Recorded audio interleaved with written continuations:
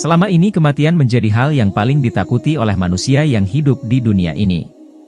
Padahal, tidak ada satupun yang bisa menentang datangnya kematian. Manusia juga tidak bisa menghindari dan mengganti kapan waktu mereka meninggal. Meski demikian, ada segelintir orang yang diberi kesempatan kedua untuk kembali hidup setelah dinyatakan meninggal dunia. Kondisi ini disebut mati suri yang sangat jarang dialami orang awam. Pasalnya mati suri merupakan pengalaman yang mengerikan. Waktu itu kejadian tengah malam sekitar jam 1, memang dari sore kondisi dia sudah sangat lemah. Kemudian sampai malamnya, sampai jam 1 malam baru kemudian kita larikan ke MMC, Mahkota Malaka dimasukkan ke UGD.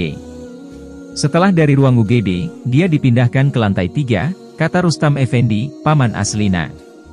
Ia melanjutkan, Aslina sempat mengalami sesak dan mendapatkan perawatan khusus oleh tim medis. Nah disitulah dari mata kasar kita, sesak dia itu semakin menjadi dan dia ditangani oleh beberapa perawat dan dokter Cina. Cuma dari mata kasar kita saat itu Aslina mau menghadapi kematian kayaknya, lanjutunya. Apa betul waktu itu Anda melihat alat pendeteksi jantung Aslina waktu itu sampai garis lurus? Tanya Andi F. Noya kepada Rustam. Saya sempat melihat detak jantung itu makin melemah dan mengalami garis lurus. Tapi saat itu saya melihat kejadian sepertinya Aslina itu mengalami sudah sebuah kematian gitu, jawabnya. Tadi disebutkan oleh paman Anda bahwa Anda mengatakan Pak Mati itu sakit.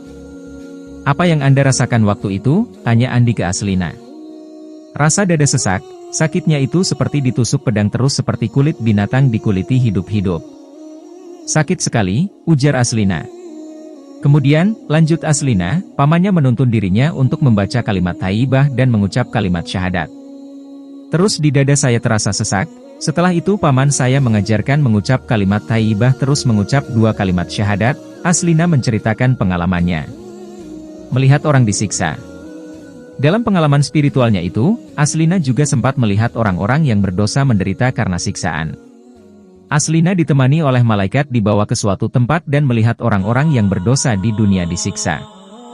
Setelah itu kedua orang malaikat ini memimpin tangan saya, membawa saya ke suatu tempat. Menduduki saya ke sebuah kursi, kursinya itu empuk mungkin busanya cantik.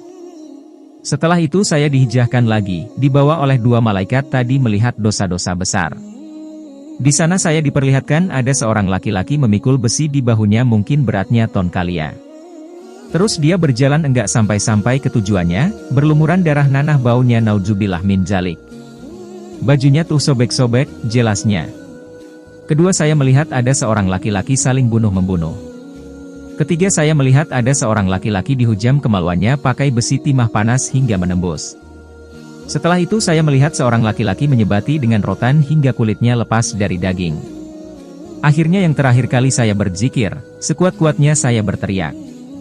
Tiba-tiba saya merasakan detak jantung, mungkin paman saya yang menyaksikan, ungkapnya.